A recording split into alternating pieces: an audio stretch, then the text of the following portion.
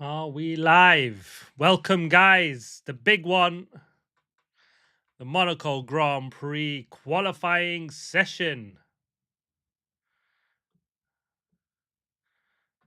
Are we live? Yes, we are. We're meant to be live. We're showing live in 20 seconds, but I'm not sure what's going on here. I can't see if I'm connected or not. So bear with me, people. If you can see me and hear me. Yes, you can. Welcome, Kimmy. The big one, Monaco Grand Prix qualifying session. It's as important as probably the start tomorrow. It's the big thing, really, isn't it? You get pole position, you get into turn one, P1, you win this race, the big Monaco Grand Prix, one of the Triple Crown. Howdy, F1 guy, yes. Howdy, howdy. It's a late one for you. Must be. Crap with my timings, but it must be. Done well staying up for this one, Kimmy. But we are in the countdown now to the Monaco Grand Prix. News, actually, Fred Vasseur has been taken ill. He won't be there for the qualifying session in Ferrari, so wish him well. Not sure exactly what's gone on with him, for him, but it's a big one, midnight. No, it's before midnight. It's not too bad then. Late night excitement and then bed. It's the best one, though. This is a big one. It's been an interesting free practice sessions. It's been Ferrari 1 and 2, free practice 1 and practice 2. But a big surprise, Kimi Antonelli in FP3. He said he's going to be the man to beat, really, hasn't he? What a lap. 3/10 faster than Ferraris. Everybody's been talking about it being a Ferrari track. Well, it should be. There's no two ways about that. It's... Well, they've shown that they set the pace, but they've done that before and tricked us in free practice into thinking they'll take the win and then come qualifying, and they've been pipped to P1, and it looks like it'll be a fight. I think Max Verstappen will be in the mix as well. So we've got an interesting qualifying session coming up, because I think had it been a Ferrari 1-2 in FP3, it was which of the two Ferraris will be in position 1. And then it was basically a fight for P3. And if FP1 and 2 was anything to go by, it was Max Verstappen in P3, and then a battle between the two Mercedes. Antonelli led George Russell in FP1, and then FP2, Russell was ahead of Antonelli by a 10th, but then FP3 came along and Antonelli with a hell of a lap to get P1 in that session, which is normally gives you a of who's going to be where in qualifying session. Everyone sticks on soft boots, and it is about just dialing into the qualifying session here. And this is a big one, but let's hope Ferrari have got more to dial in and they can take P1, because this is really the race that everybody's tipped that they go on to win. I've had quite a few accidents, so expect more around qualifying. Ollie Berman with a crash in FP3, trying to go around the outside of George Russell into turn 3 around into the casino area, went onto the dirt and effectively just got swallowed into the wall. His car will be ready ahead of the qualifying session, so that's good news for him. Lando Norris had a scare in the McLaren. His engine died, cut off, but that's luckily for him, it happened in free practice 2. And he will be just hoping that they don't see any more of that. A bit like what happened to George Russell in Canada. He'll be hoping that actually that was the last time that happens. But Mercedes might be a little concerned about that, because that's 2 races in a row that their engine has just died, one in their car and one in one of their competitors. So something for them to look at, whether that is just another battery died issue, as we're just 1 minute and 10 seconds away from the start of qualifying. Well, according to my feed anyway. I think the clock might tick on the Watchalong box soon. I don't know how to quite get that fixed, but I think I have. But let's see how it works. If you're watching along on that, so if I am talking nonsense and that changes before what I'm watching, then it's just because it's slightly off sync, but it should be fixed. Yeah, so that was FP2. Yeah, so Norris lost a lot of FP2, so he'll be a little bit on the back foot on that. Sergio Perez had a brake failure, but that was right towards the end of the FP2 session. He's looked good around here in that Cadillac.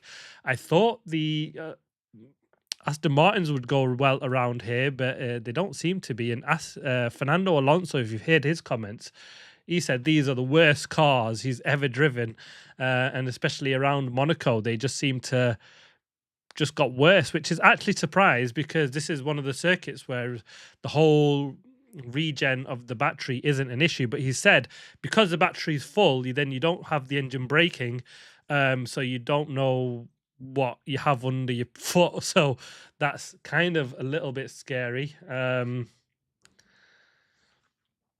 Yes, thanks for that, Kimmy. I am, yeah, so it's kick-off now, so 20 seconds in, 17, 38, 37, 36 into the qualifying session on the ticker on screen for me, and I'm about 10 seconds off from this. It's here. I don't know which way I'm looking on the camera where it is on my screen, but yeah, here. A few seconds off of that, so it's not too bad actually. I've kind of got better at it. It was about 30-40 seconds off last time round, so 10 seconds, it's not too bad when we're all the way around the other side of the world watching. But thanks for tuning in again. Nice to see you here. But yeah, that was the story of FP2. It was a Ferrari 1-2. Hamilton led Charles Leclerc in FP2. It was Max P3 as he was in FP1. And then two Mercedes, as I said, George Russell led Kimi Antonelli in FP2. FP1, we had the big accident of Isaac Hadjar on the Friday session. Just lost it going into the swimming pool. And that was all she wrote for his session. So he was really disappointed about that. He was surprised at how he ended up in the wall. Fernando Alonso clipped the wall, breaking into the chicane, and that might explain his comments of why he hates these cars. Because, like I was saying, it's because of the regen of the battery. Because now the battery is full, you don't get the same engine braking with it also recharging at the rear wheels if your battery's full, because the battery's full, it doesn't need to recharge, so you don't get the engine braking from the engine. But then you don't need to use the battery, and you can't use the battery all the way around this circuit. And he goes, you just shouldn't be driving hybrid F1 cars as they show Kim Kardashian in Monaco. Well, very nice for her to be there. So yeah, interesting to see how that will affect the racing. Will we get more accidents, especially in race trim? Because if that catches you out of what the car ahead of you is doing, we might see a few accidents going down into that chicane come race day. So something to watch out for on that. In terms of the engines for 27, which has been the big talk, obviously they're looking to go to a 60-40 split for 27. Actually, at the moment, there's only two teams. There's a general agreement in principle to go to that rule for 27, but there are two teams that have decided that they are not massively happy with that rule change as it stands, or want clarification on the points. One is Ferrari, and that is to do with the duo upgrades for the engines and how that will work and possibly affect them, or the benefit that they may or may not gain, because obviously it'll open up the whole engine development if they're going to go to 60-40, because everybody needs to upgrade and fix their engines for that. So if you are a duo based, then do you get an extra workings for that? So I think that's the the planning that Ferrari need, just ironing out on that point. So that looks like, apparently the rumors are that, you know, that Ferrari are flexible on that point, so they'll be happy with that. But Audi are the big ones that they have said that they would rather stick with the engines that we've got, because they want to optimize the engine, or the current engine that they have, and the whole workings around on that one. So we'll see how that one pans out for them. But I thought it was a message for me, but it's not. So we'll see how that one works out for on Audi's. But I thought that was a strange comment from Audi of them wanting to optimize this engine set when there is talk from going or wanting to go to the V8 engines for 2030. So going away one step next season and possibly even further in the seasons after, hopefully, away from this hybrid thing, would be a benefit for them and everybody. Although they have said they do support the V8s, but they want a V8 with a turbo rather than naturally aspirated, if it is their choice. But they're happy with the progress on that. So V8 engines look like they're still back. Look like they'll be back for 2030, 31 at the latest. FIA, Ben Sulayem has said, yes, we'll be looking at that. So let's see how that one pans out. So good news on the engine thing side. Prep ever. Isaac Hadjar screaming on the radio, worst prep ever. The problem is we're watching a Ferrari, so can't really see who's blocked him and who's not on that one.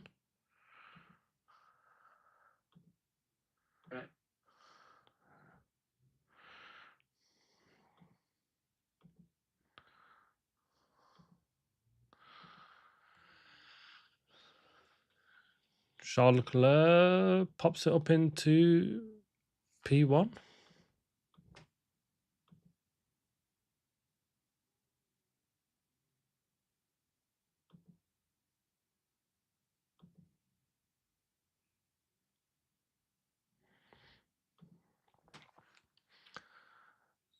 Lando Norris not too far behind Charles Leclerc. 14-1. They did a 12-9 or 12-7, I think it was, from still with Ferrari V12s. Yeah, anything but these engines is the way forward. I think the way when they did the whole hybrid era, it's kind of lost a little bit of the soul of the engine. I've talked about this before in one of the other previous videos. I was fortunate enough as a young kid to do.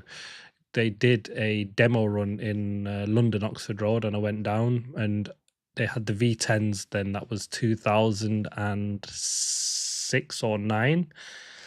The sound was absolutely incredible. I was 3-4 blocks away from this car where they were. I didn't know at the time. It was just crowds of people going to watch a free event in the middle of London, and it sounded like I was like looking over onto the side of the road to see they must be here, but the rumble in your chest that you got 3-4 blocks away from these cars was absolutely incredible. It probably was enhanced because of the surround echoing around the buildings and things like that, but similar to what you'd get around street circuits, I imagine. But the rumble was absolutely incredible. I could just feel it in your chest, which was absolutely second to none. It was brilliant.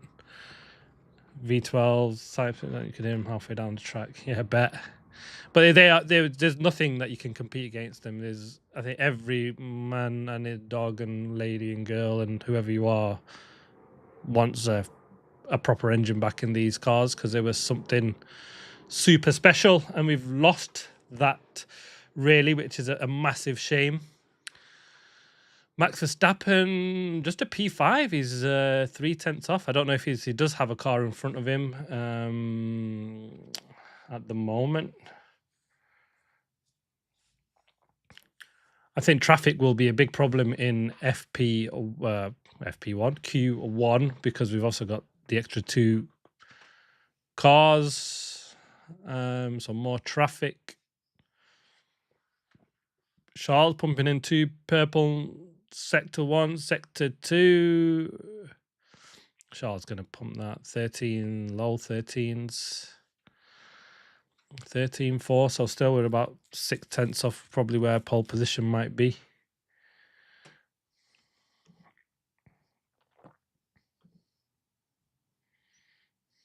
Yeah, the 12.7 from Kim Antonelli and FP3. So interesting on that.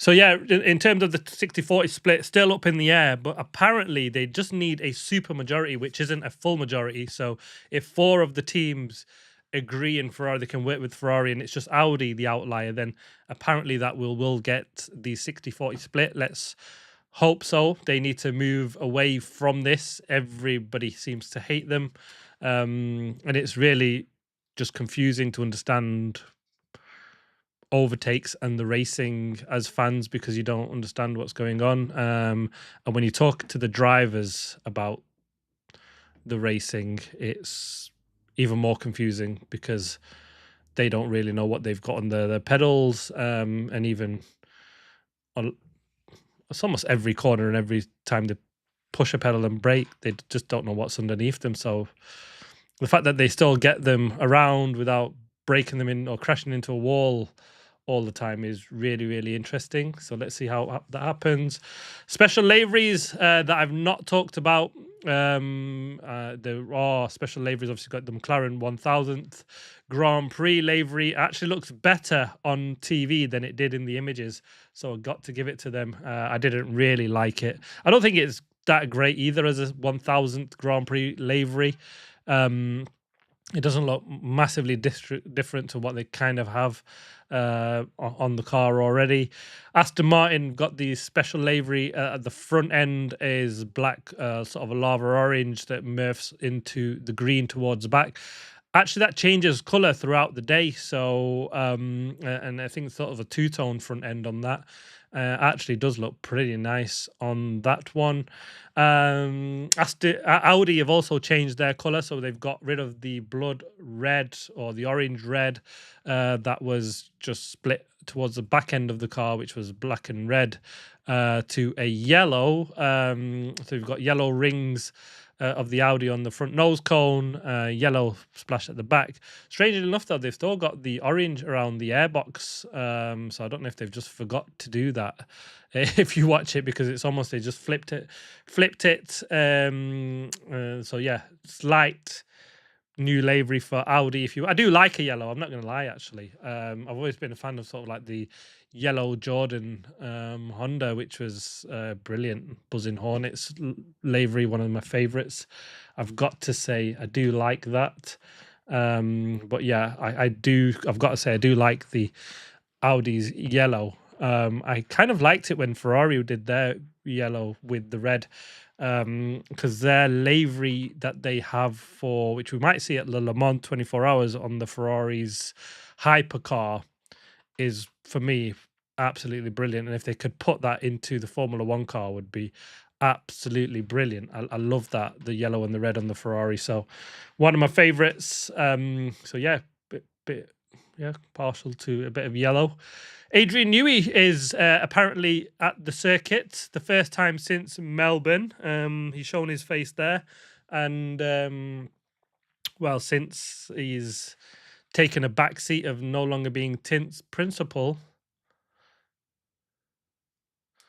just as they talk about Fred, actually.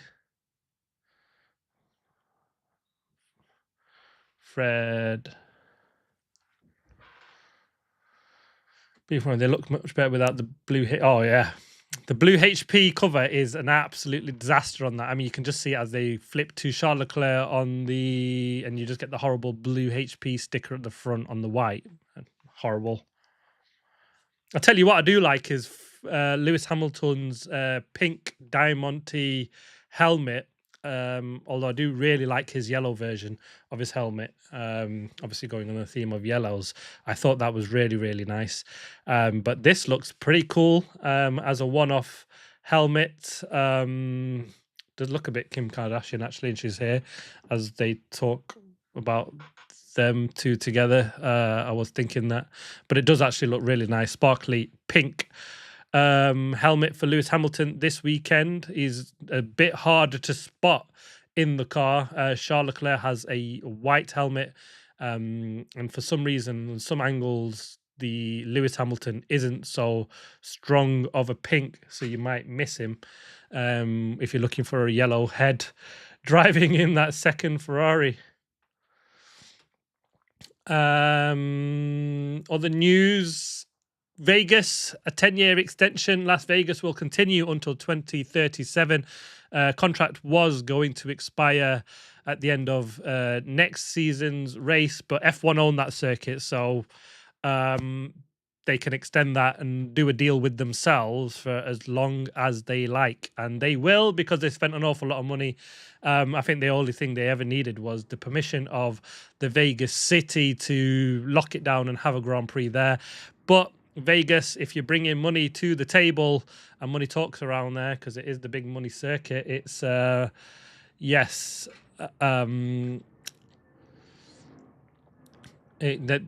there's always going to be a deal there, so they will remain on the calendar. So continue with Vegas. I actually like the circuit, the upside down pig. It just produces good racing, whether you like the track or you don't like the track or anything about Vegas is, a completely separate thing, but it is a good track. 3 minutes to go in Q1. Charles Leclerc leading from Verstappen, Antonelli, Norris, Hamilton.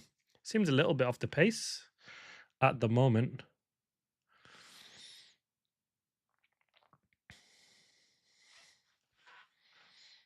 Laps being deleted. I think that's just drivers keeping out of the way. Cutting corners at turn 1 is probably the best part for it. Yellow flag on track as Bottas coming round. Black and white flag, car 12 following racetrack. Well, he's got to be careful about that one.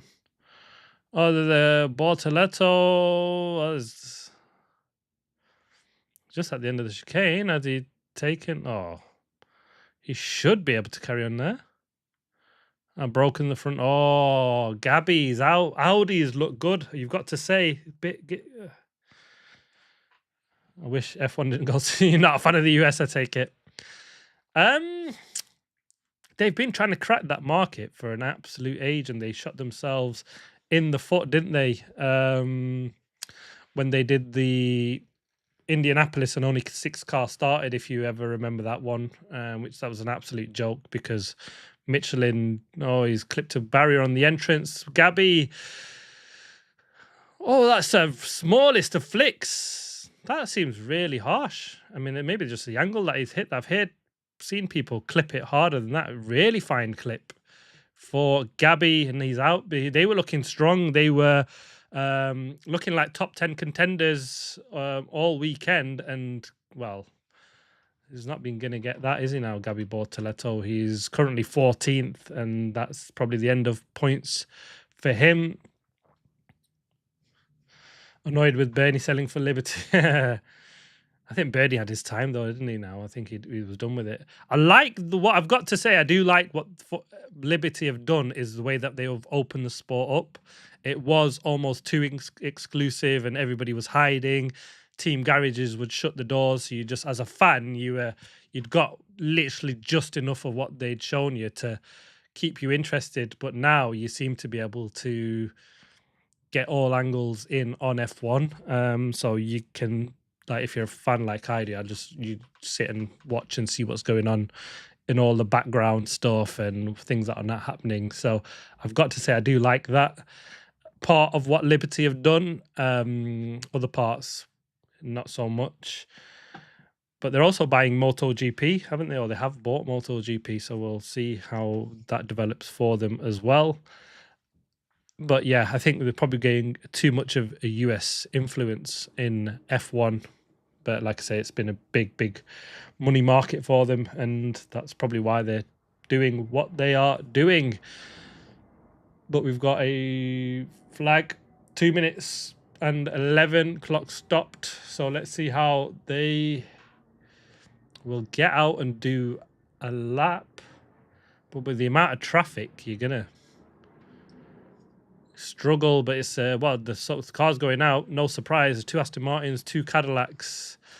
And a Sainz and a Berman, Carlos Sainz will be a bit wounded with that. It has become a bit American. We've also got American car now with Cadillac. I don't mind the Americanization a little bit. There's parts of it though that I just think, nah, we don't really need it too much. Let's keep it how it was. It wasn't exactly broken. We just need the viewers and some of the elements that they've brought to the show to stay and stick. And I agree, we don't need the Americanization of this sport. Yeah, the whole sport is very different now. So interesting. But pits lane close will resume in 2 minutes, Q1. So they'll get a few cars around.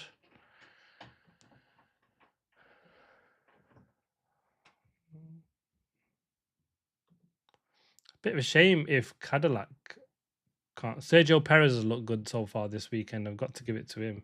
He has really surprised me, to be honest with you. I thought he'd come back into F1 and really struggle, but he hasn't. He's been absolutely brilliant, Sergio. I thought Bottas would put him in the shade a little bit because he was still involved in F1. Whereas Sergio took a full break, didn't he? But he's come back and he's proven himself.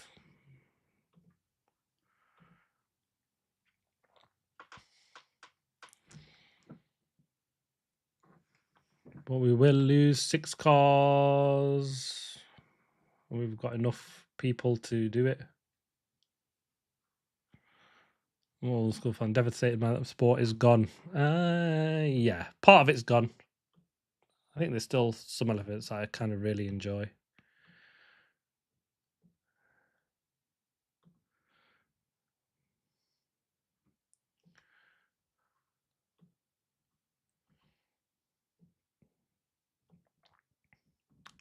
What I can't really stand is these stupid hybrid cars. That's not Formula One.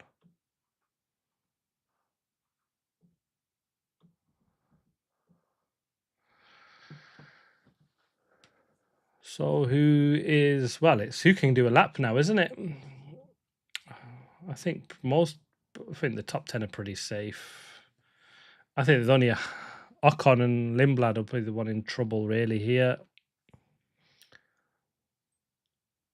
Bortoletto out now. Colapinto, Lindblad, and Ocon will be the nervous 3. I think everybody else ahead of them will be safe. Watch me wrong though. But it's 20 seconds and they start moving.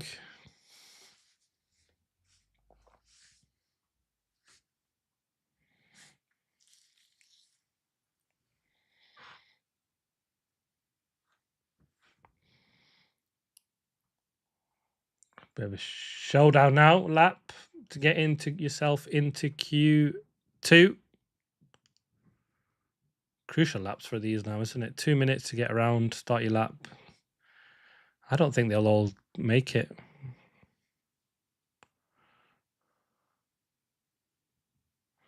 I don't think many of them will get very clean laps either. So we've got the 2 Haas, they'll get around. Aston Martin, then the 2 Williams. Carlos Sainz needs to get a move on.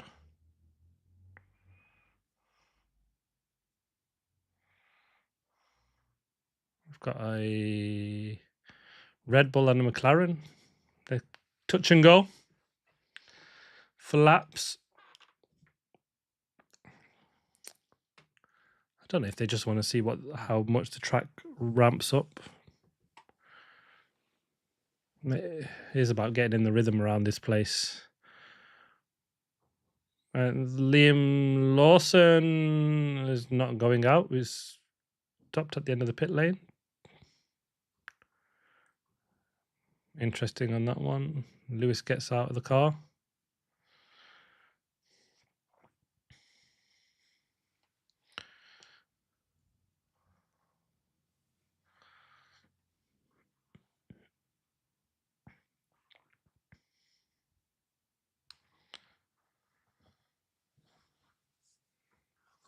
Sergio.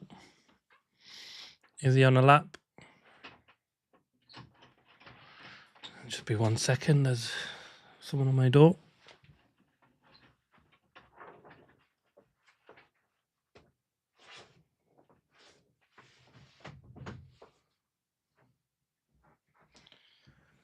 There we go. Sergio Perez. This is it. He's giving it, isn't he? Big lap for him.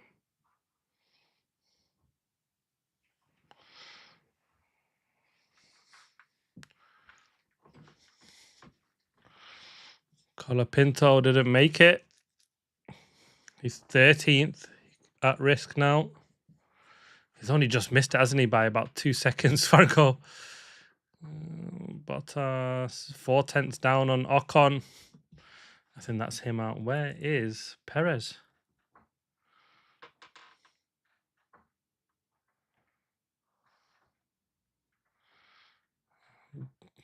Final corner, he'll need a special final lap. He's giving it everything. He's not going to make it out. Bottas, no, 20th. Stroll in the pits, he's out. Fernando Alonso, better middle section than Perez. Berman is 18th and out. Carlos Sainz, this middle sector is personal best. This is a big one for Carlos, isn't it? He needs to get really needs to get into Q2. Oh, he does. Top. Really good lap from Carlos. Much needed. I mean, that car isn't one for going out in Q1, is it? Let's be honest, Williams. They've done a good job in improving that car from being the lowest 3. Perez has given up his lap. Yeah, it seems to have. He had a poor middle sector, wasn't it? 36.3, and then he's gone off my radar on lap time. But that's it. Ooh, that was close to the wall. A bit all over the place. Ollie Berman on his lap. Scruffy. Didn't look like a good lap for him at all. Fernando Alonso. Sainz struggling this year. He's had some really good moments, but not quite the highlights that we've saw. I think the car's just not quite there. He's said it's a big decision coming up for Carlos Sainz. Watching earlier in the weekend, where he's pretty honest about a big decision on what he does with his career. He wishes and hopes to carry on with the Williams F1 team, but they need to deliver a car. James has said, well, let's see what we can do. He doesn't look happy. No, I don't think he does look happy. He's probably really disappointed, as probably are many Williams fans, of being promised a big car for this year and they'll be moving up the field. I think had they been in Alpine's position, is probably where they'd hoped to have been.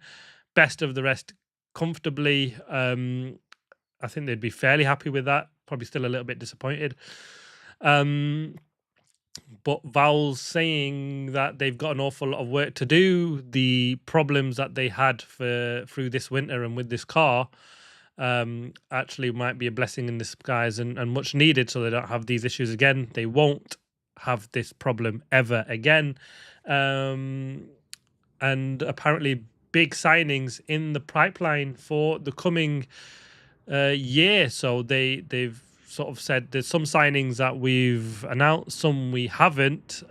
So expect a lot of personnel changes and people coming in on their side, and we'll see what happens with that. Some issue with the ownership of Williams actually as well. If they're on the DeLorean side, I think one of the investors wished to. There's a court case going on with them in New York. So we'll see what happens with that, if that affects them really. Don't know the ins and outs of it, to be fair. But if you do watch Law VS on YouTube, he does dig into it and give you a good basic info on him. So he's the ladder man, if you might know him as, if you watch other F1 guys on YouTube, as I do. He does give a good break down on that, so you can give that a watch on his. But yeah, you can follow me still, please. But yeah, no, it's good to see the F1 community on YouTube has actually got really, really good. Some of the guys that produce stuff now is brilliant.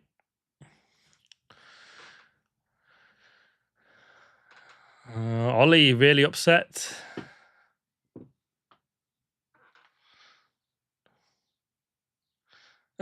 Yeah. Yeah. Back to the Future, what a classic. Ocon, swear words for him. Both Haas out.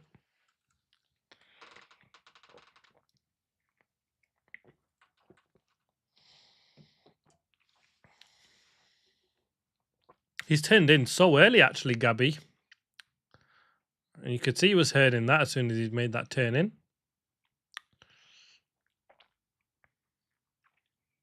It was only a really fine clip, to be fair to him. Gabby Bortoletto. He's through, so he'll start 16th. Not where he wants to be fair. There's no gaining in that. I mean, if you're Fernando Alonso and you were 14th and you crashed and you're qualifying 16th, then you'll be happy with that in Aston Martin, not in the Audi this weekend. If anyone's trying to call foul on that, I'm not sure they will be. The top 10 car, the Audi this weekend. That's the position now up for grabs with the Alpine and the Williams. Racing Bulls, actually, it's quite close between the second batch Tier 2 Formula 1 with the Williams, Alpine, and Racing Bulls. Them three have got really, really close. It's a shame that the back markers are so far back at the moment. You're almost guaranteed to see 2 Aston Martin and 2 Cadillac out. So the bottom 4 teams are pretty much set, aren't they? And then, well, this weekend it's the Haas that have joined them in the 3-tier Formula 1 that we've got at the moment. But it's... Oh, that's a big mistake on that final car. Williams, they've never been brilliant, actually, around Monaco. The car is built for be slippery in straight lines and not high downforce over the years, and they've never really seemed to flip that to be a car good everywhere, although that's what James Vowles has promised to do, hasn't he?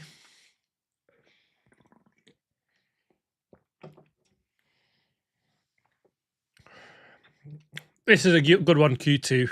I always like Q2 session out of... no, I don't. Q1, Q3 is still the best, but Q2 is a good one where they just ramp it up now. And if the big boys make a mistake, there's a chance that they get punished here. 5 seconds to go for a 15-second session. Max Verstappen on the radio, and I didn't quite hear what he said. Maybe I should shut up and can hear what he has to say.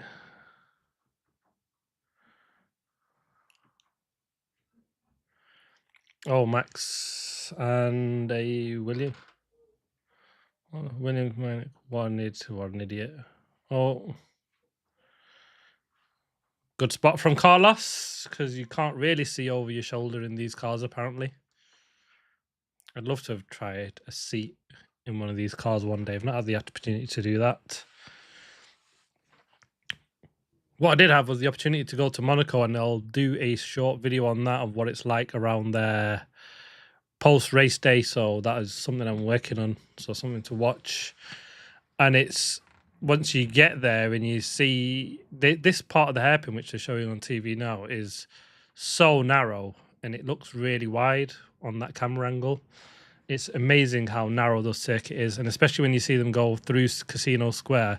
If you're there pre-race weekend, you think, how the hell do they get these cars as fast as they go through there? It's absolutely incredible.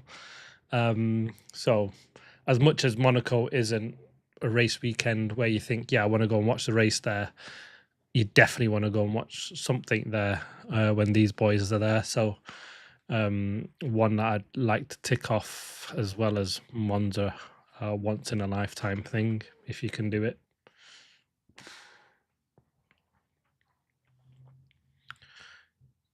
Q3 star Max on a lap.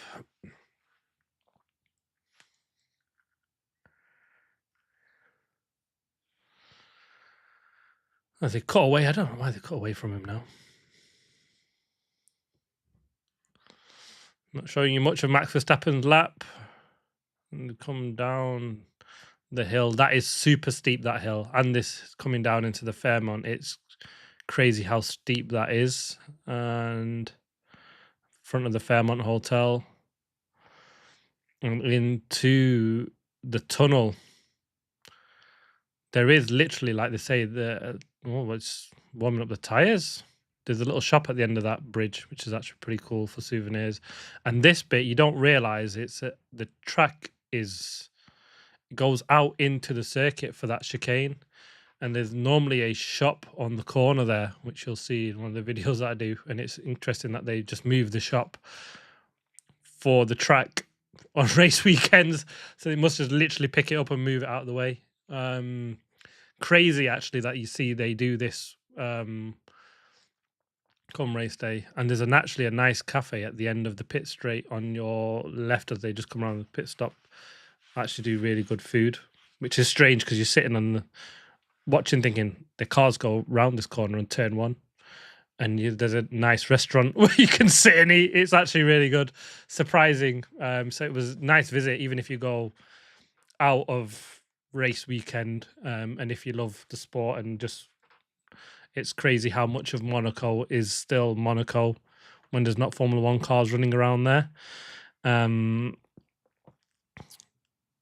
Yeah, it is a proper street circuit, unlike some of the others, which are like part street circuits. So really, it's a good visit, even if it's not race weekend like it wasn't when I went. So, and if you're a millionaire, actually, you know what? It's not actually as millionaire, it's expensive as you think, which is dead strange. It sounds a bit weird saying that.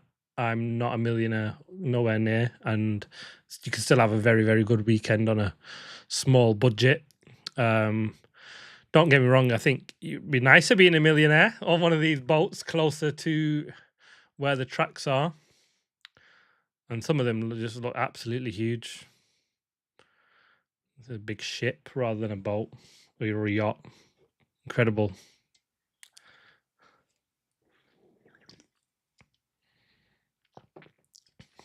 $13.12 for Max. Charles down in.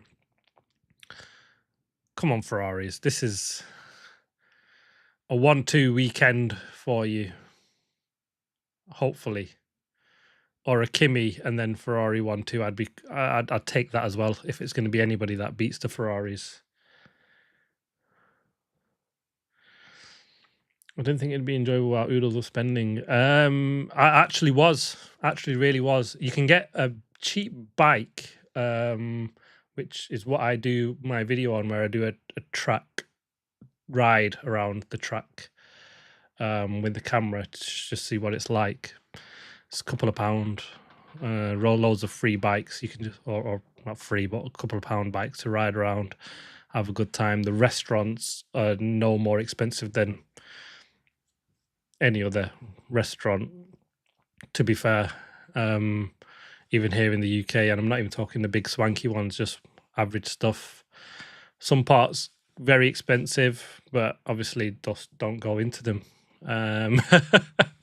Or you can just window shop to all the like Hermes and all that sort of fashion brand stuff. But if you're into that and you want to buy that stuff, then obviously you must have the money to do it. But you can enjoy it without needing that stuff.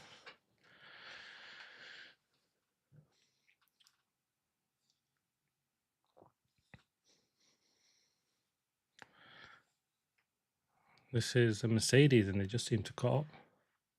Nope, not a window shopper, yeah. Neither am I. But there's a nice ice cream shop around them, just as they come up the hill out of turn one and they go left into Casino Square. There was actually, if you go straight, which you can't go straight. Obviously, we've blocked it off with the track, but there's quite a nice ice cream spot just there, and it was just a few pounds, so not millionaire Monaco prices as you'd think.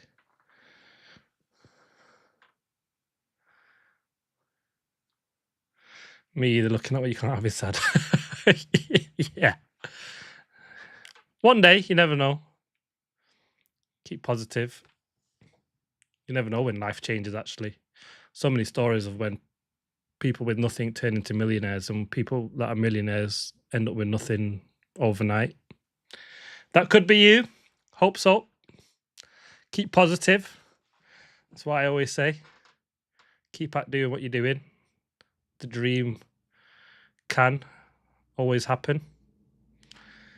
Kimi Antonelli takes the top of 12.7. He's back into his FP 3 times. Max Verstappen less than a 10th back. Norris a 10th back. Charles Leclerc and Hamilton seems a bit off. He's not been able to get into the 12s yet, has he? Kind of hoping he can turn this up, Lewis. Norris, he's on a lap. 2/10 down in the middle sector. Could do a Magic Max final sector where he did in 2023 when he kicked Fernando Alonso off pole position, which I was actually gutted about, but it was a super lap. Norris P3 1.4. I give away more than I need. That's nice, that, isn't it?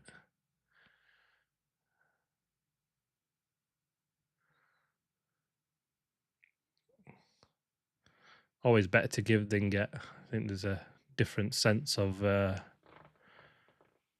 just pleasure in that.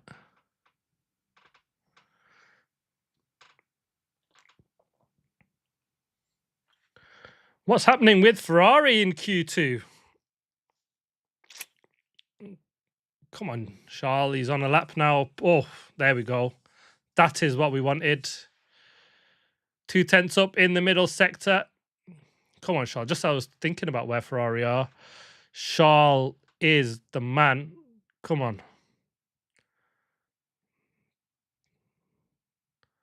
A mid 12. Oh, he's lost a lot of time in the final sector.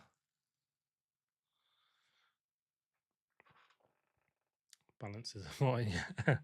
Sure is. George.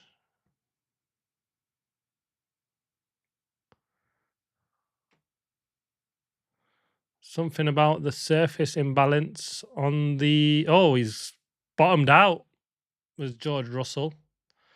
That's what happened with Ollie Berman, actually, wasn't he? He said it was a bouncing and bottoming out, which was his reason for his crash in FP3, or part of the reason it didn't help. Not a great middle sector for Lewis either. 3/10 off.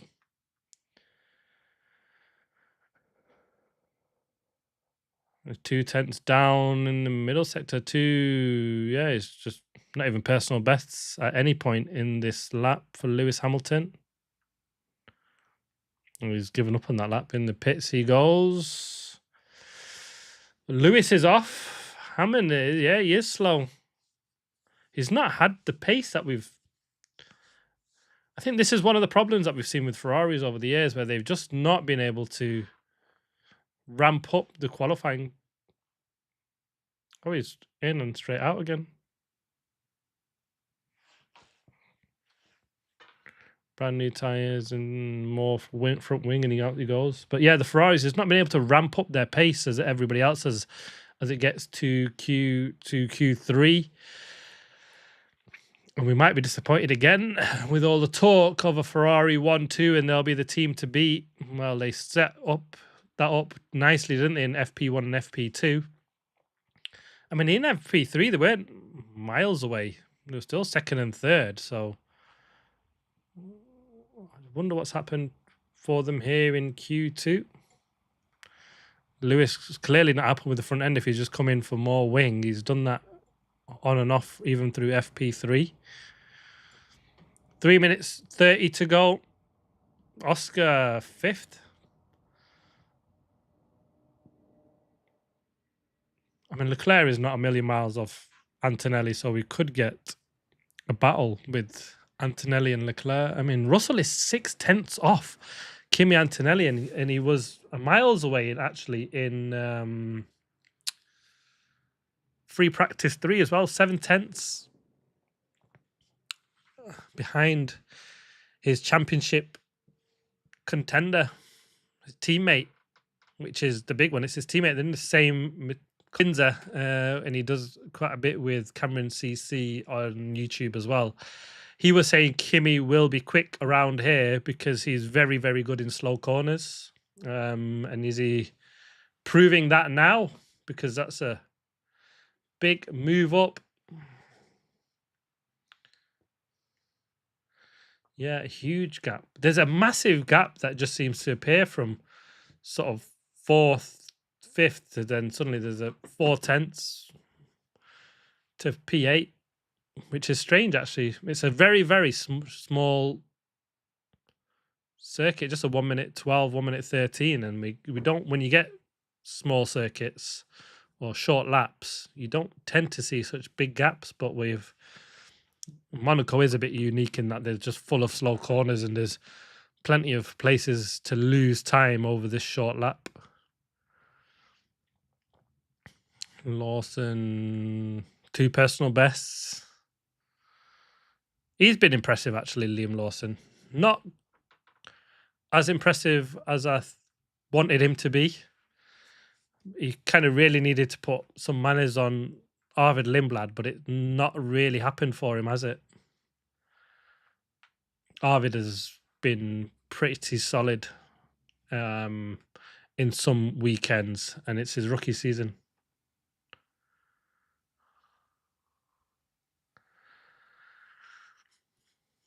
Lawson with a P9. We'll be happy with that.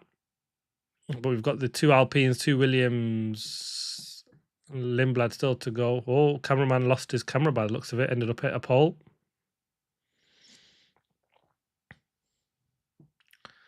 Kimi coming into the final corner. Personal best. That's George, actually. Purple. Middle sector. Russell stays P8.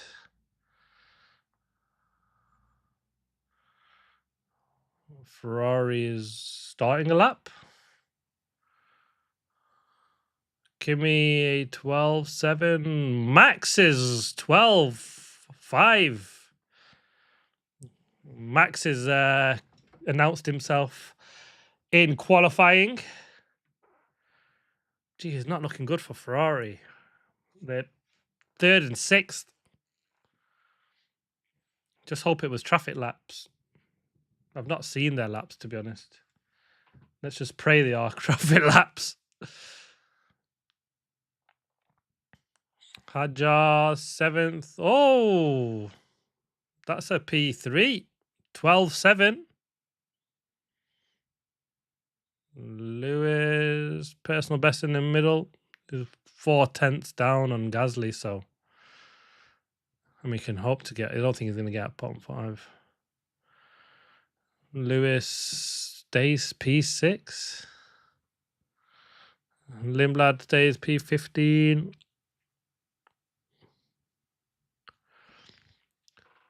Well, that's it. Gabby obviously didn't get a lap in, 16th, and then Lindblad, Colapinto will be disappointed. He's had a good run. He's only a 10th and a half, isn't he? Off Gasly, but he's had a better couple of weekends. Franco Colapinto will be a little bit disappointed with that this weekend. He's behind his teammate and not in Q2, and this is all about qualifying, isn't it? Really, Audi's has topped out a poor qualifying session. They look so good in practice. But if you can't do it in race day, Alex with a lap. That's been really scruffy through the swimming pool session for Alex Albon. Just seemed to lose too much time. He looked like he's headed for the wall, really. Oh, he's clumped to the wall. pushed him wide, and that's ruined his spinning swimming pool section for Alex Albon. But yeah, disappointing from the Audis. 13th and 16th. Top 10 looked on for them in practice, but well, it looks all changed from free practice. Then the two Williams, 12th and 11th, probably where I kind of expected him, but we've got Liam Lawson that gets himself up into the top 10 for the battle. He's got Pierre Gasly, who just made it through, and then we've got obviously the usual top 4 teams, but it's the Red Bulls that have announced themselves. Max Verstappen 2/10 faster than Kimi Antonelli, and then Isaac Hadjar makes it a Red Bull 1-3. Could we see them come with a surprise? And all the talk of it being Ferrari, well, we could get a Red Bull front row.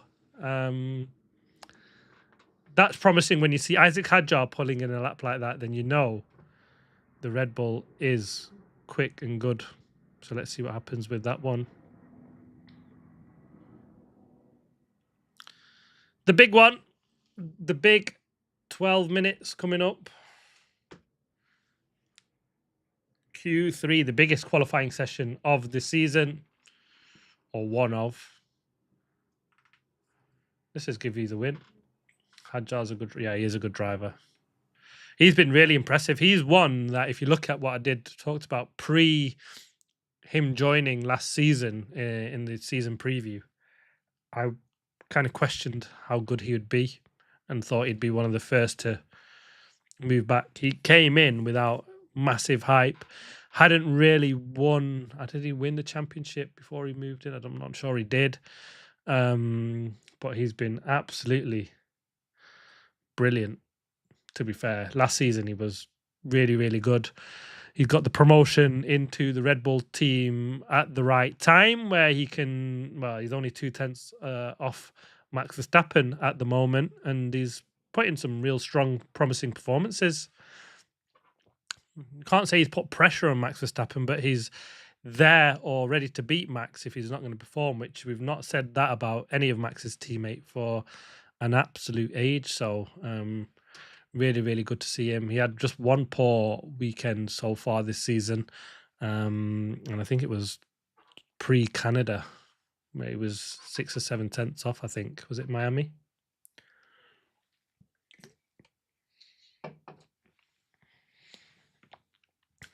Oh, yeah. I'd rather Hadjar get pole than Max, but I just don't see it happening that way around. What I'd really want is sad for Yuki Tsunoda. He really got just promotion at the wrong time. He really just needed Lawson to suffer through, and then he can be like, yes, put me in the car and I'll be the savior for this season. And had he got that car this season, it's a completely different car to the horrible thing that they had to drive last season, and he'd still be in Formula One, I think. Just really unlucky circumstances that they booted Lawson out of that team after 2 races, which was really harsh. And he got a difficult one, Yuki. It's the seat he didn't want last year, let's be honest. He needed it this year, and I don't think he would have been a million miles off Max Verstappen. Just timing, isn't it? The way it falls sometimes. Will we see Yuki back in F1? Let's hope so. It's almost like you want someone like Daniel Ricciardo back in F1, because what a character. You kind of miss that a little bit with these drivers.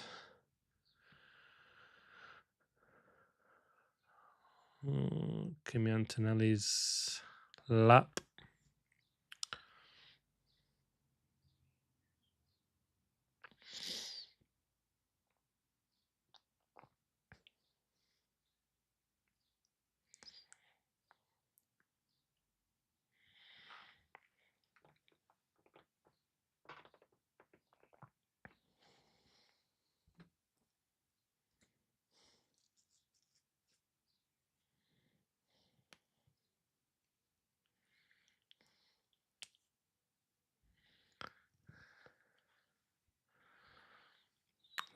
currently talking about the confidence between the two Mercedes drivers, and it's just that Antonelli looks more confident than George Russell. Well, clearly, isn't he? He's 6/10. I'm not sure what's happened to George. I thought he'd be more on the par around Monaco. He's not bad around here. But Kimi to come in if he beats him in qualifying. We've got the McLaren front of the queue with the red lights. Start of the big session. 13 minutes for potentially the win of the Monaco Grand Prix. Or you put yourself in the best position anyway. We could get a surprise, actually. The man that goes into turn 1 first for the first time in Monaco not win the race. I just got a feeling that something will happen and give us a surprise rather than a procession of a Grand Prix. Because otherwise we'll have to find something interesting to talk about for an hour and a half as we watch them go round and round, follow each other. Go Charles, yes. Go Ferrari, come on, boys. I'd like a Lewis-led Charles personally as a Lewis fan, but I won't complain if it's Charles. If we get a Ferrari 1 and 2, I'll sleep happy tonight.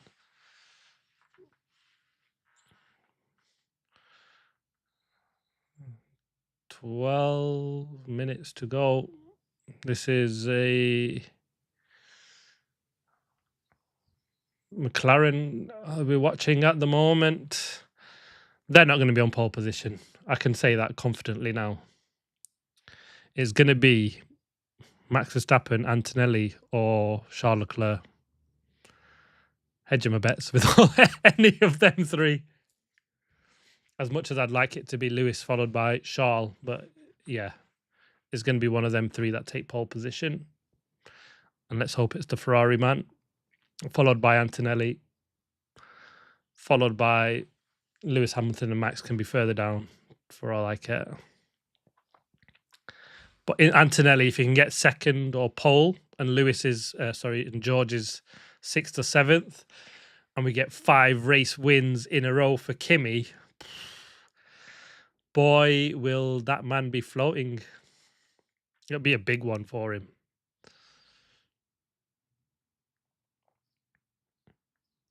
Now, that would be a statement. 5 in a row when you've all build-up has just been all about George Russell being champion-elect.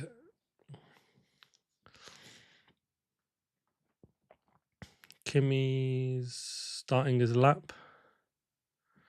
Charles. It's not a...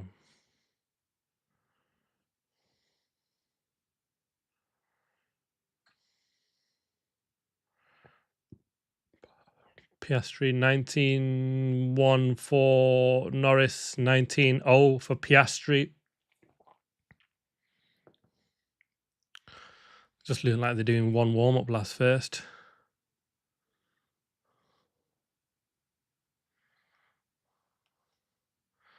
Oscar with a good sector 1, sector 2. He's the first man doing a proper lap is Oscar Piastri.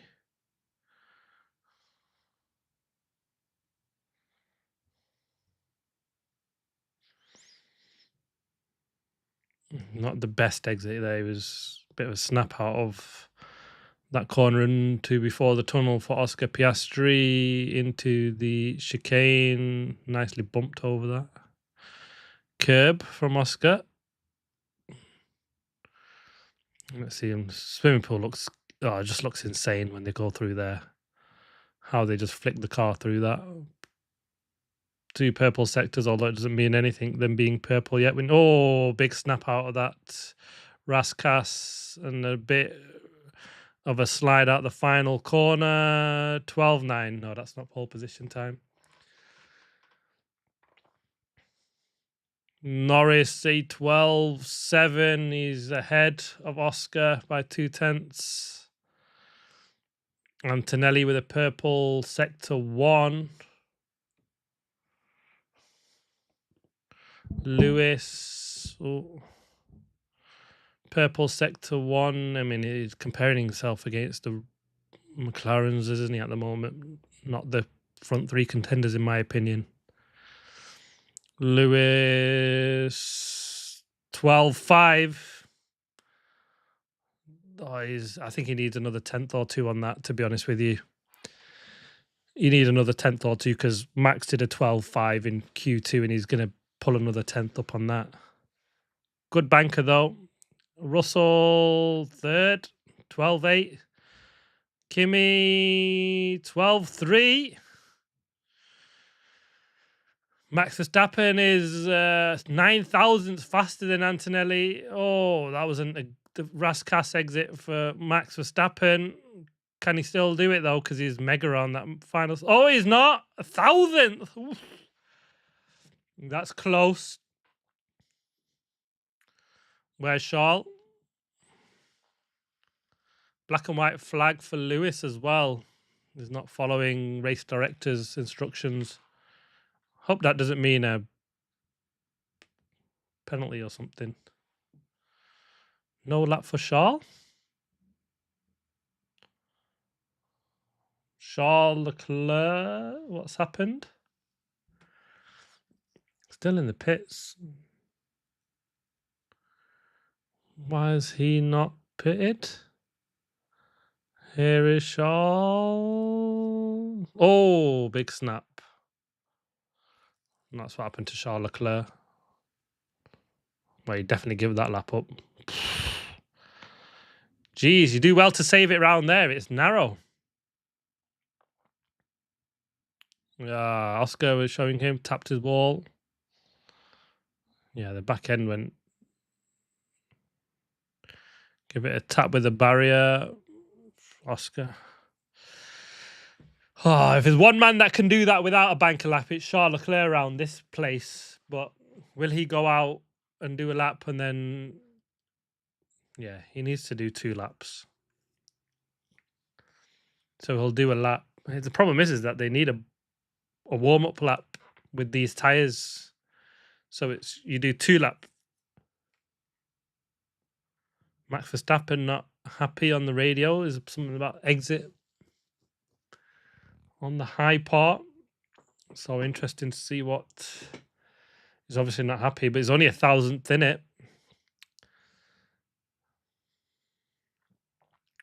No further investigation for Lindblad impeding. Good. I mean, he's already 15th anyway, so just hope to get to the end of the race tomorrow, isn't it? And lucky a P. I mean, can he get a point? Probably not from P15 for Lindblad.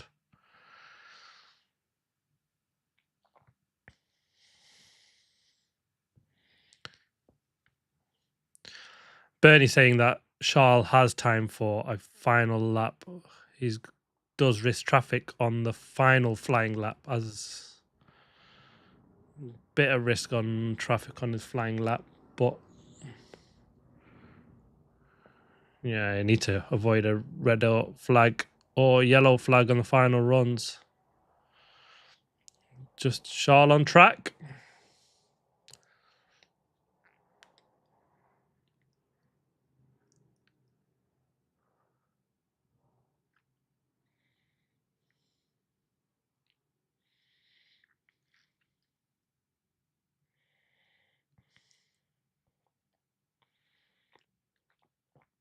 .430, Lewis getting ready to get out.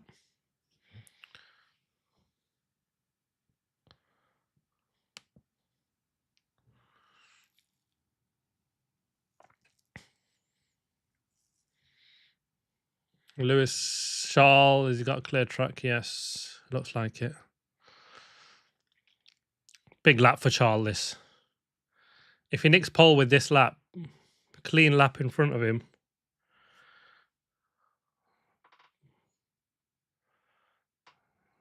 Leclerc, what's his first? 19.2.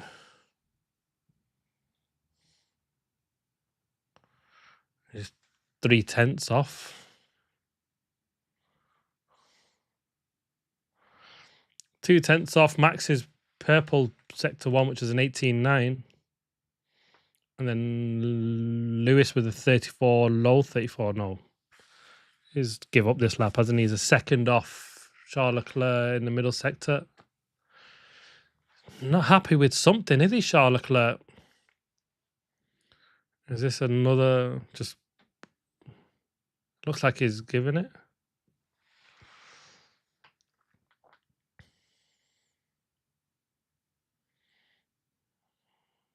Come on, Charles. It's almost 2 bankers.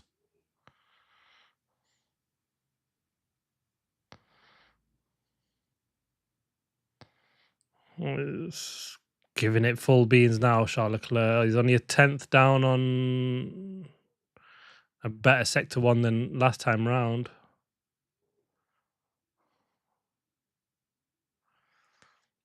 Start of sector 2.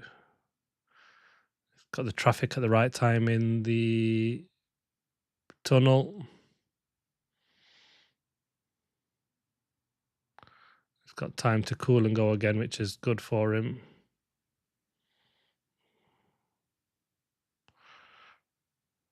Purple sector 1, that's it. Oh, it was brave. Flipping heck through the swimming pool. When you see the back end step out there, Charles Leclerc. That was good exit.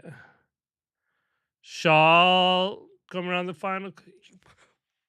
Number 1. Come on, Charles. What a lap. It's got cool down and go for a flyer now. He can give it everything. He put it in the wall for all he cares. He'll get pole.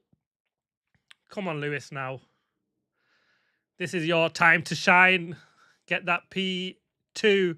A Ferrari 1-2 with Antonelli 3rd. I wouldn't put Max Verstappen is on a lap.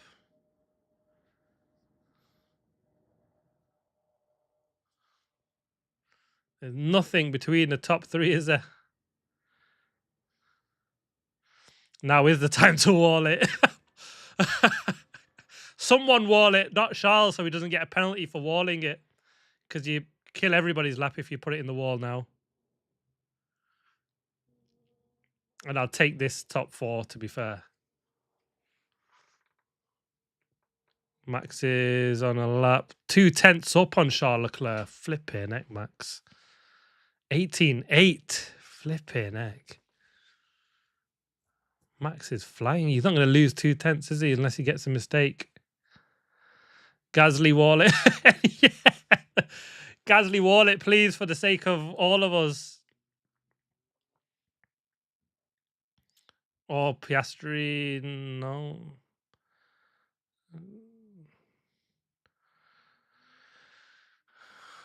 Max. Will he? Oh, he's 6th. Oh, he's slower. Middle sector. It's still faster, though.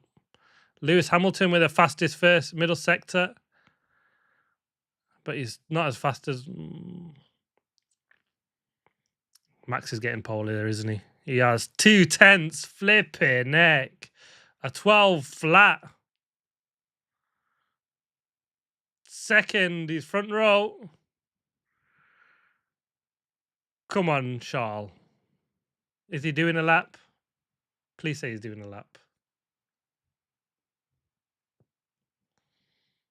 Russell's 6th. Antonelli's fast. He's a 10th up. Kimi Antonelli, can you pull it off, boy? To the line. Yellow flag. That's not going to fit. Pole! Oh, Kimi Antonelli. What in the... Whoa. Charles Leclerc is not going to get pole position going that slow. Oh, he's got... What's happened? Puncture for Leclerc. Has he whacked the wall? Too late, mate. Ah, too late. Oh, my God. Kimi Antonelli. Oh, he's... Well, he could have just gone round the corner in the pits there, Charles Leclerc. What's he done that for? Oh, big smack from Charles Leclerc. Right rear. Let's hope it's not a gearbox change for Charles Leclerc after that. Gee, you didn't need that. He didn't need that. You should have Well, flipping earlier, man. You were on pole position. Kimi Antonelli takes pole position, boys, girls, ladies, gents, everybody watching. What a lap!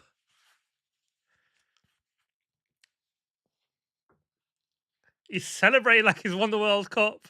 He has. Come on. I'll take that. I did want the Ferrari one too, but he's crying.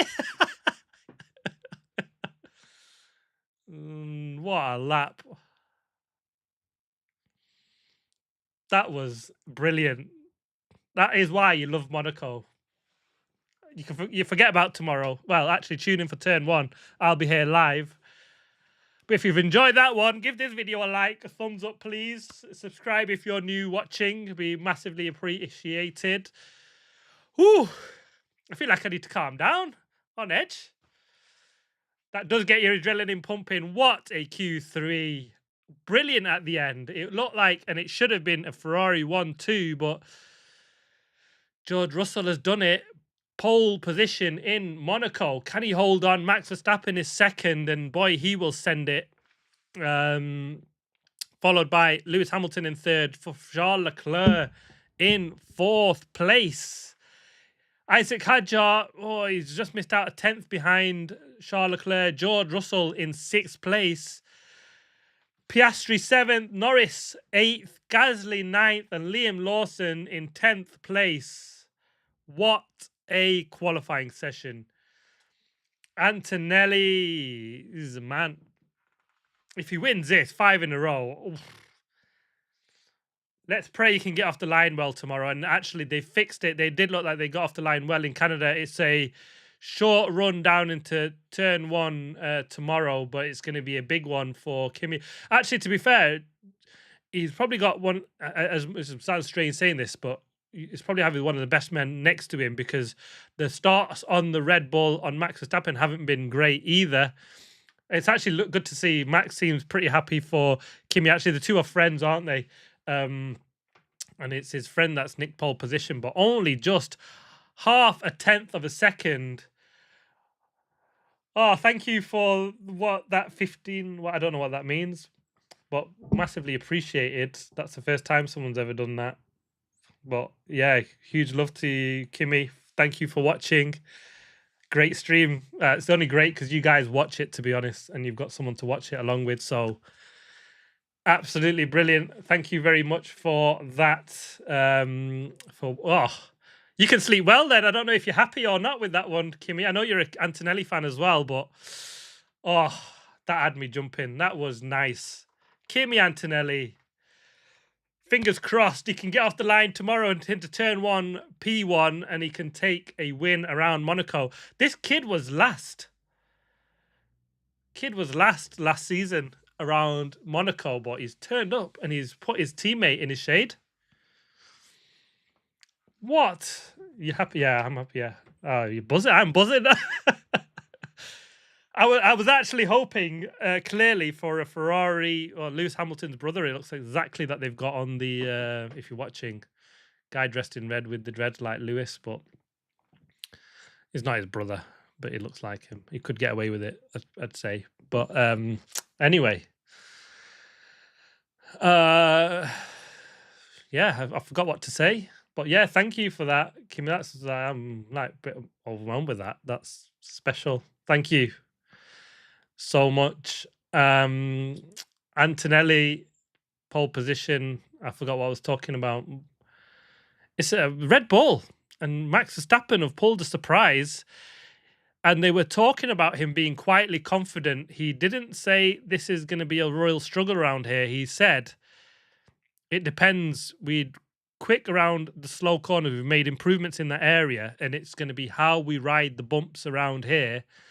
And well, he's done a job. There we go, Kimi Antonelli. Let's see what he's got to say.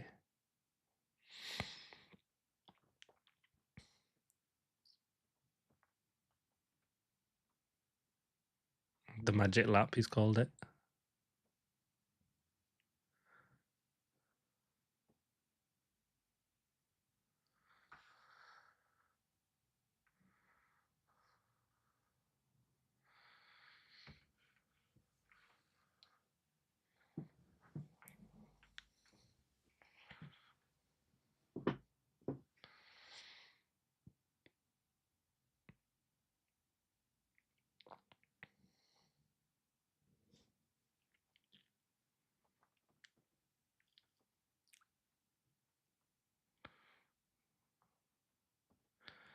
Most intense qualifying of the year for Kimi.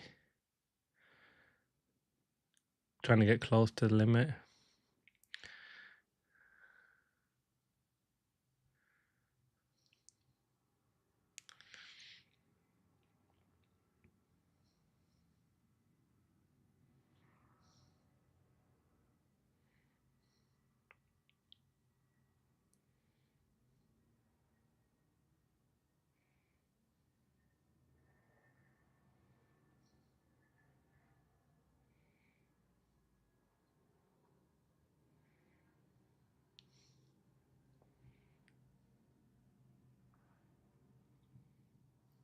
Thank you, everybody.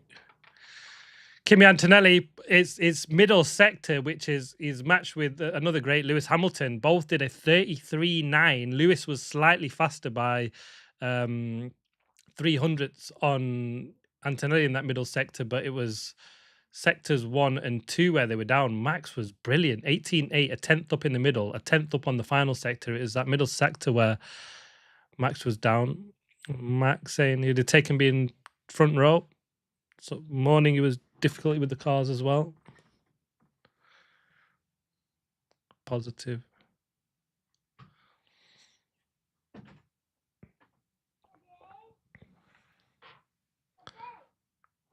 I was happy on the front row.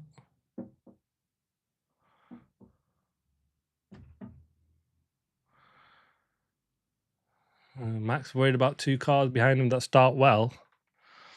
Well, if it can be Lewis and Antonelli 1 and 2 tomorrow, I'd take that. Not that I hate on Max, to be fair. He's grown me as a driver.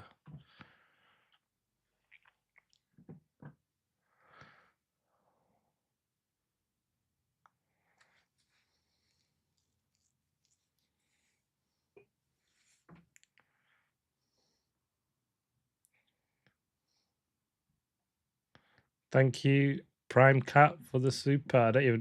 Let's celebrate their first super on live. I don't even know what that means, but yeah, $3. Is that? Thank you, guys. That means a lot, Prime Cat. Just actually for the 2 of you watching along, it means a lot. It's absolutely brilliant. Lewis.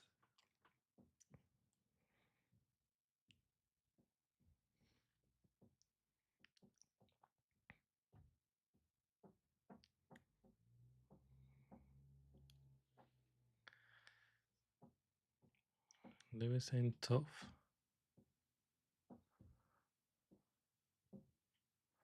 Lewis saying doesn't understand what happened. Didn't really change much from practice, but the car was different in qualifying. Could not be left out. I appreciate it, both of you. Yeah, a lot of support from us, Australia, which is strange. Getting support from people around. This is what's special about YouTube, actually, isn't it? You can enjoy a sport with people that you've never met all the way on the other side of the world. That you know, it's just insane, and you can enjoy a sport together. It's absolutely mega. So thank you for both of you for tuning in, watching along. It's means an awful lot.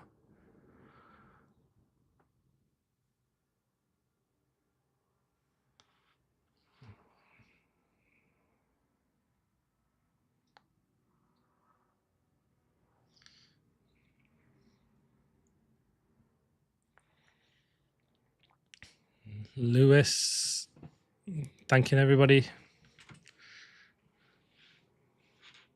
Just thinks he lost something from yesterday to today. Turn 1, Ferraris with the magic start save. They've lost that a little bit, haven't they? Because everyone sort of closed the gap on that, like we said. But a big one, a brilliant top 3. Thank you both for watching along and the super chats. I think that's what you call them. Top chats, that's what's coming up. Brilliant. So grateful for you both for watching along and the support from us. But a top 3, Kimi Antonelli, P1. Can he make it 5 in a row? He's put himself in the perfect position for that, because what a middle sector that's the middle sector that got him that pole position. Absolutely incredible. He's pulled something out of that car that it's a world champion lap, isn't it? Where he's got something out of the car where it just wasn't there because his teammate is 4 tenths down. and he's no slouch around here, is George Russell. Yes, see you tomorrow if you need to go for the race. Max Verstappen, not a great starter in P2, so there's hope for the two Ferrari boys behind in Lewis and Charles Leclerc, but it's a short run down into turn one, so watch out for that. So yeah, I'm hoping it's an Antonelli Lewis 1 and 2 because that'll make my Sunday. But what a grid, what a qualifying session. It's kind of why the talk is all about Monaco, of why you don't want to go or they don't like it around Monaco. Yeah, this is why you watch it. It's an absolutely brilliant Saturday qualifying session. The tension, the intensity, what it means to get a lap like that around here is absolutely incredible. The precision is crazy. And Monaco, for that reason, deserves a spot on the grid, doesn't it? All the talk about it not being great, but it is still special. But yeah, there we have it. That is the top three. I'll be here for the watch along tomorrow, about 10 minutes before race start, about 10 to I think it's 2 p.m. UK time. So sync yourself up in that. It's on the you can get a notification on YouTube. It's already scheduled in for that, so I'll be here live for that. Thank you both, Kimmy and Primcap, for watching along and your super chats. It's hugely appreciated, massively enjoyed that session. I hope you guys did too. What a race. Take it easy, have a good night. For you guys out in Oz, this is probably a late one for you now. It'll be a late one tomorrow, but look forward for you guys joining me. Thanks for watching. Please like, subscribe, comment. As always, if you're new, and there we have it. Qualifying done. Antonelli on the verge for 5 in a row. Can he get into turn 1, P1? Let's hope so. Fingers crossed. Should be a good one. See you soon. Thanks for watching. Take care.